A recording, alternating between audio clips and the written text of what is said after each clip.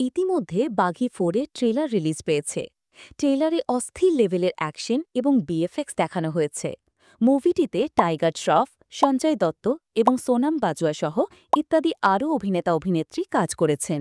মুভিটির মূল থিম হল রনি অর্থাৎ টাইগার শ্রফ শান্ত জীবনযাপন করতে চাইলে হঠাৎই এক ভয়ঙ্কর ও ক্ষমতাধর শত্রু অর্থাৎ সঞ্জয় দত্ত তার জীবনে ঝড় তোলে।